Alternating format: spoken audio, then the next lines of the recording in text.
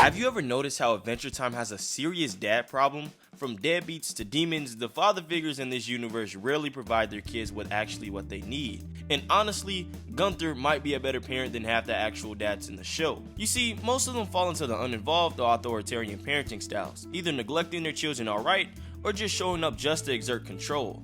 But what's more fascinating is how consistently the shows frame this as an emotional pattern. And honestly, that may not be a coincidence. I mean, Pendleton Ward, the show's creator, said he never met his own father growing up. There were popular theories floating around that Martin is actually a representation of Pendleton Ward's dad. Some even speculate that Penn could equal Finn, or that Martin is actually a reflection of Pendleton Ward himself.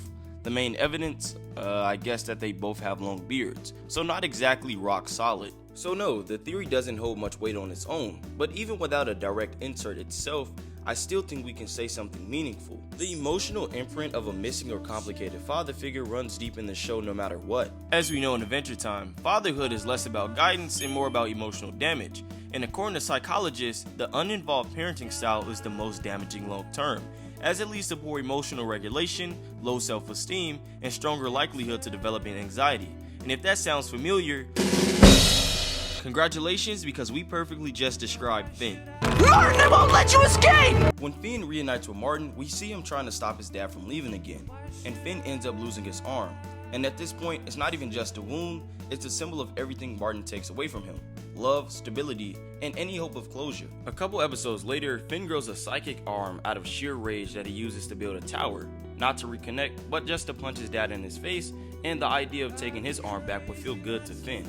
It's grief reimagined as obsession. But when he finally gets face to face with Martin again, things spiral. He tries to take Martin's arm just to reclaim what he lost. Finn takes a step back just to realize how wrong this is, and in actuality, it was never Martin. It was actually Princess Bubblegum just trying to show Finn the error of his ways. So, what do you think? Yeah, okay. Thanks, Princess. I think this is a good catalyst to show the core problem with dads in Adventure Time, that sometimes they just don't show up, and chasing them only breaks you further. Martin gives Finn abandonment, Hudson gives Marceline chaos instead of care, and even Mo gives BMO identity confusion wrapped in cold logic. And these dads aren't malicious, but they're deeply self-centered.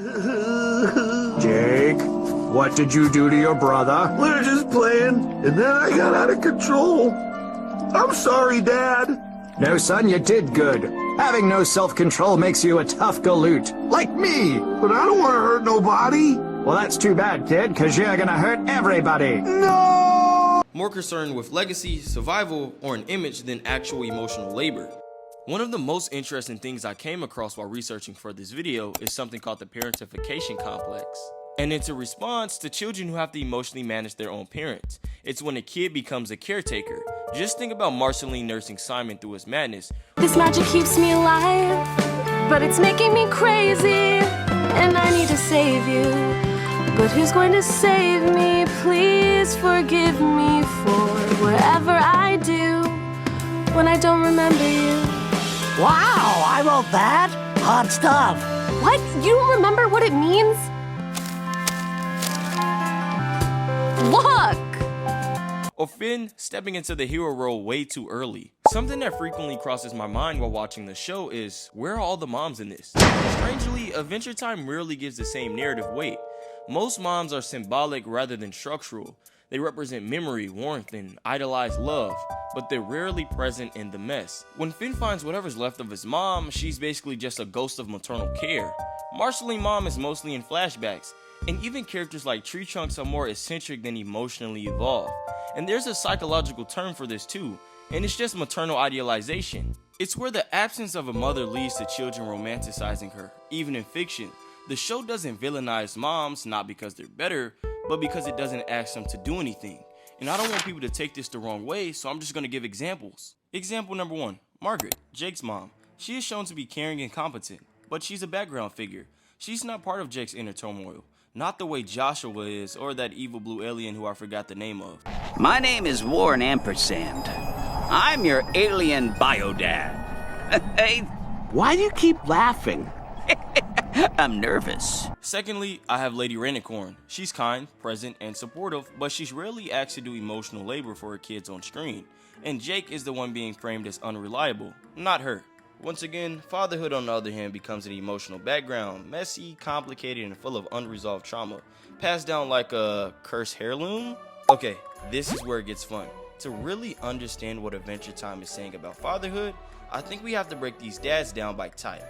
Most of the dads in Adventure Time fall into these three categories: absent, chaotic, and traditionalist. Now, with the first group, absent by choice, this includes dads like Martin, sometimes Jake, and yes, even Mo. These are the emotionally unavailable types who could show up but choose not to. In psychological terms, this reflects the avoidant parenting style, marked by detachment, unreliability, and self-preservation.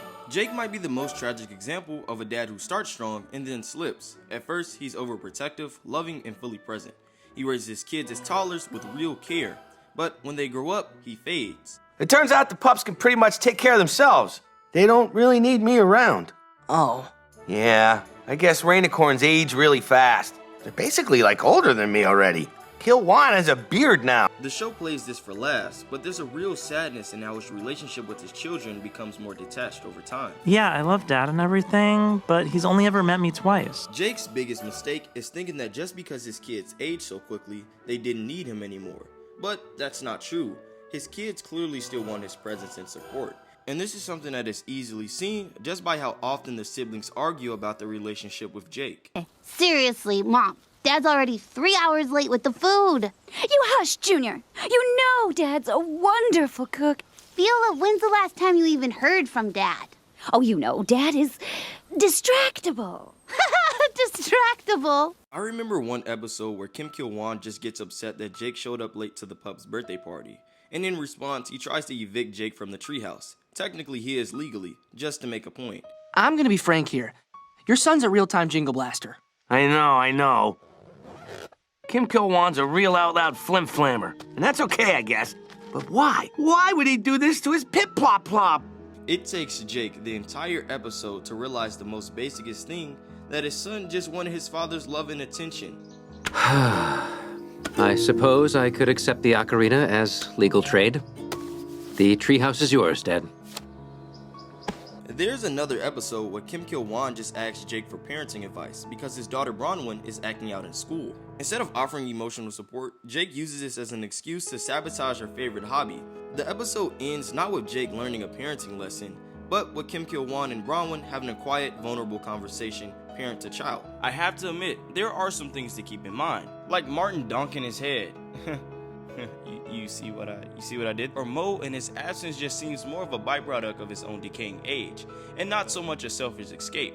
It's possible that he thought he was doing the right thing by letting BMO grow up on their own, and that's not healthy, but it's different from straight up abandonment, even though instead led to BMO's whole existential arc, wondering who are they, and what were they made for. The second group being Agents of Chaos includes Hunton and the Ice King.